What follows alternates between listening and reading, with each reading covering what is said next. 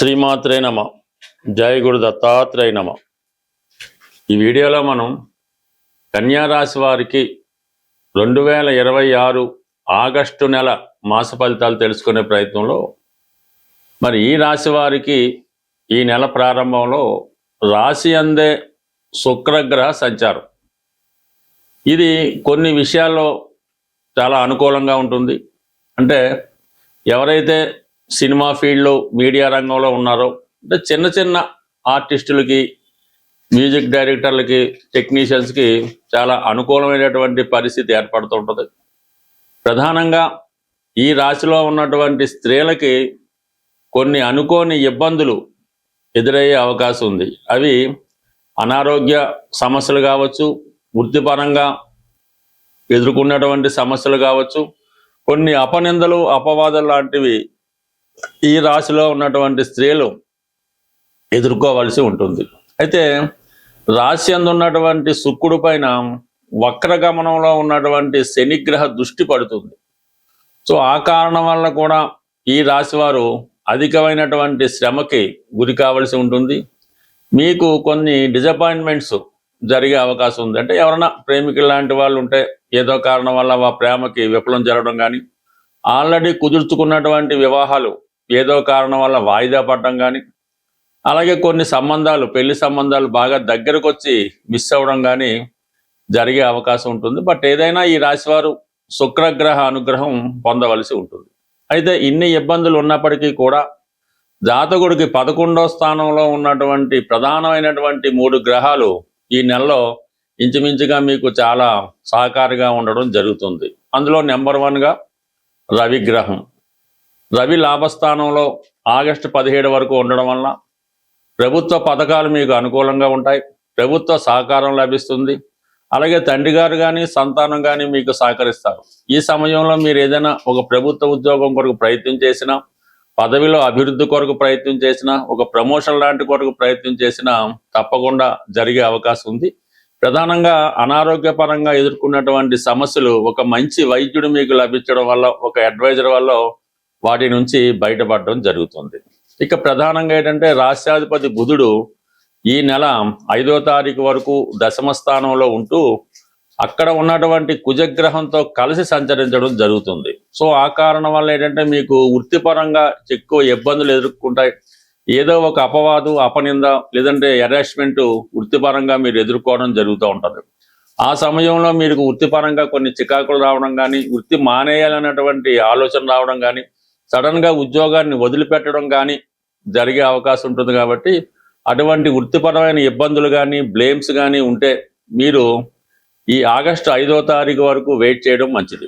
August 5వ తారీఖున ఈ బుధుడు 11వ స్థానంలోకి రావడం జరుగుతుంది. దాంతో ఆటోమేటిక్గా మీ మీద ఉన్నటువంటి ఎటువంటి ఇబ్బందులైనా అవి తొలగిపోవడం జరుగుతుంది. మీలో ఉన్న నిజాయితీకి గుర్తింపు రావడం జరుగుతుంది.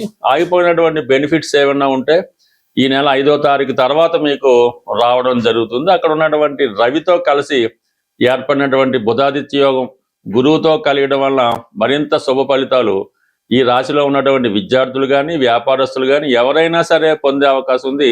ఒకేసారి త్రిపుల్ బెనిఫిట్ వచ్చినట్టు కనబడుతూ ఉంటుంది అన్నమాట. మీకు చాలా కాలంగా ఆగిపోయినటువంటి పనులు తిరిగి ప్రారంభం అవడం కానీ, చాలా కాలంగా విడిపోయినటువంటి బంధువులు కానీ, మిత్రులు కానీ తిరిగి కలుసుకోవడం కానీ, మీ మనసులో ఉన్నటువంటి వాంఛలు నెరవేరడం, అది భగవంతుడి యొక్క అనుగ్రహంతో కంపల్సరిగా మీకు కొన్ని కొత్త అవకాశాలు రావడం, కొంతమంది మంచి మిత్రులు ఏర్పడడం, ఆర్థిక పరంగా కొన్ని సమస్యలు పరిష్కారం అవడం జరిగే అవకాశం ఉంటుంది. బట్ మళ్ళా ఈ బుధుడు ఆగస్టు 22వ తారీఖు తర్వాత 12వ స్థానంలోకి రావడం జరుగుతుంది. అంటే 12వ స్థానంలోకి బుధుడు రాష్ట్రాధిపతి వ్యయంలోకి వచ్చిన, దశమాధిపతి వ్యయంలో వచ్చిన వృత్తిపరంగా కొన్ని మార్పులు, అలాగే వ్యక్తిగతంగా కొన్ని ఖర్చులు పెరగడం జరుగుతూ ఉంటుంది. అక్కడ ఉన్నటువంటి కేతువుతో కలిసి ఉండడం వల్ల వృత్తిపరంగా అనుకోని ట్రాన్స్ఫర్ కానీ, గతంలో ఆగిపోయినటువంటి సమస్యలు తిరిగి మొదలవడం కానీ, ఈ వ్యయస్థానంలో ఉన్నటువంటి కేతువుతో బుధుడు కలడం వల్ల జరిగే అవకాశం ఉంది. కొంతమంది ఆధ్యాత్మిక కార్యక్రమాలు కానీ,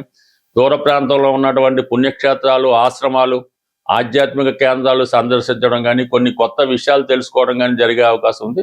లేదంటే కొంత సమయం పాటు, కొంతకాలం పాటు రిలీఫ్గా ఏదైనా ఒక ఆధ్యాత్మిక కేంద్రంలో స్టే చేయడం కానీ జరిగే అవకాశం ఉంటుంది. బట్ ఏదైనా ఈ కన్యా రాశి వారికి మరి 6వ స్థానంలో ఉన్నటువంటి రాహు చాలా వరకు విజయాన్ని కలిగించడం జరుగుతుంది. సో మిమ్మల్ని ఎవరైతే మోసం చేద్దాం అనుకుంటారో వాళ్ళే మోసపోయే అవకాశం ఉంటుంది. బట్ ఏదైనా శనిగ్రహ దృష్టి రాశి వారి మీద ఉండడం వల్ల చేసే ప్రతి ప్రయత్నం లేట్ అవుతుంటుంది. వైవాహిక జీవితంలో భార్యాభర్తల మధ్య ఫిజికల్గా ఎడబాటు రావడం జరుగుతుంటుంది.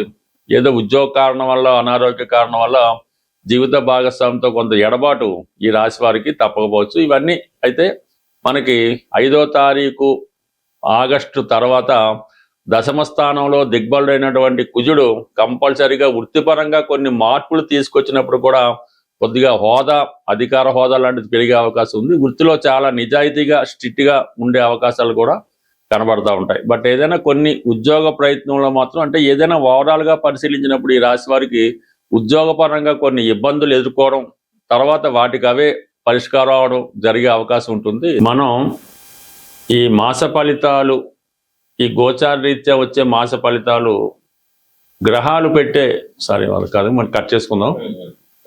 ఏదైనా మనకి గోచార రీత్యా వచ్చే సమస్యలు మనం ఈ పరిహారాల ద్వారా కంప్లీట్గా వాటిని పరిష్కరించుకునే మార్గాలు చాలా వరకు మనకి ఋషులు చెప్పడం జరిగింది. అంటే మనకి ఇప్పుడు ఏలినాటి శని వచ్చింది, అది ఖచ్చితంగా ఆ ప్రభావం అనుభవించాలంటే అది ఖచ్చితంగా అయితే కాదు, మన చర్యల ద్వారా, మన క్రియల ద్వారా, మన ఆత్మబలంతో ఇటువంటి ఏలినాటి శని అవ్వచ్చు, అష్టమ శని అవచ్చు, ప్రతిదాన్ని కూడా మనం మనకి అనుకూలంగా మార్చుకోవడానికి అనేక ప్రయత్నాలు మనకి పెద్దవారు చెప్పడం జరిగింది. అయితే ప్రస్తుతం మనం ఈ ఆగస్టు నెల మాస ఫలితాల్లో ప్రధానంగా ఈ శుక్రగ్రహం నీచపడి వీక్ అయి ఉండడం వల్ల మరి శుక్రుడి యొక్క ప్రధాన కారణం ఏంటంటే అది ఫైనాన్స్ సంబంధించిన విషయాలు. అంటే ఒక మనిషి జీవితంలో గొప్పగా బతకాలన్నా, మంచి బట్టలు ధరించాలన్నా, మంచి భోజనం తినాలన్నా, మంచి వివాహం ఉండాలన్నా శుక్రగ్రహ అనుగ్రహం తప్పనిసరిగా ఉంటుంది. ఎవరి జన్మ జాతకంలో అయినా సరే శుక్రుడు ఎంత బలంగా ఉంటే వారి జీవితం అంత వైభోగంగా, అంత ఆనందంగా రావడం జరుగుతూ ఉంటుంది. మరి ఎవరి జన్మ జాతకంలో అయినా శుక్రుడు బలహీనంగా ఉండి పాపగ్రహాలతో చూడబడినప్పుడు, కలిసినప్పుడు వారి జీవితం చాలా ఇబ్బందికరంగా ఉంటుందన్నమాట. మరి ఒకళ్ళు పెట్టిన భోజనం తినడం, మరి వస్త్రాలు కూడా సరైనవి ధరించలేకపోవడం, సరైనటువంటి పడక నిద్ర లేకపోవడం, ఇవన్నీ కూడా జాతకుడిని చాలా ఇబ్బంది పెడుతుంటాయి. కాబట్టి మరి ప్రస్తుతం ఎవరైనా సరే ఈ ఆగస్టు నెలలో కంపల్సరిగా శుక్రగ్రహ అనుగ్రహం పొందవలసి ఉంటుంది. ఎందుకంటే కంపల్సరిగా శుక్రుడు బలంగా ఉన్నప్పుడు ఫైనాన్స్ రొటేషన్ తగ్గుతూ ఉంటుంది, ఆర్థిక పరమైన ఇబ్బందులు వస్తుంటాయి, స్త్రీలు అనేక రకాల సమస్యలు ఎదుర్కొంటూ ఉంటారు, స్త్రీల వలన మనకి సమస్యలు రావడం జరుగుతుంటుంది. కాబట్టి కంపల్సరిగా ఈ వారం లక్ష్మీ అమ్మవారిని కంప్లీట్గా మీరు పూజించుకోవాల్సి వస్తుంది. అదృష్టవశాత్తు మనకి ఈ శ్రావణ మాసం కూడా ఈ నెల ఆగస్టు 13 నుంచి ఈ శ్రావణ మాసం ప్రారంభం అవడం జరుగుతుంది. అందుకన్నా వీలైతే ఈ శ్రావణ మాసం మొత్తం మీరు ప్రతిరోజు కూడా, మనం ఎలాగైతే కార్తీక మాసం ఉంటామో ఈ శ్రావణ మాసం కూడా అంత నియమంగా ఉంటూ, అలాగే కొన్ని బలహీనతల్ని విడిచిపెట్టి ప్రతినిత్యం లక్ష్మీ అమ్మవారి ఆలయానికి దర్శించుకోవడం, శ్రీ సూక్తం, లక్ష్మీ స్తోత్రం లాంటివి పారాయణ చేసుకుంటూ మీ కుటుంబంలో ఉన్నటువంటి స్త్రీలని గౌరవించడం, ఈ విధంగా చేయడం వల్ల కంప్లీట్గా మీకు శుక్రగ్రహ అనుగ్రహం లభిస్తుంది. ఈ నెలలో వచ్చే ఆగస్టు 21వ తారీఖున వచ్చే వరలక్ష్మి వ్రతం అన్నది ఎంత ఇబ్బందుల్లో ఉన్నా, ఎంత ఐశ్వర్యంతో ఉన్నా మీ స్థాయికి తగ్గట్టుగా ఈ వరలక్ష్మి వ్రతాన్ని మీరు పూజ చేసుకోవడం వల్ల విధి విధానంగా, అంటే ఎవరి ఆచారం వారికి ఉంటుంది,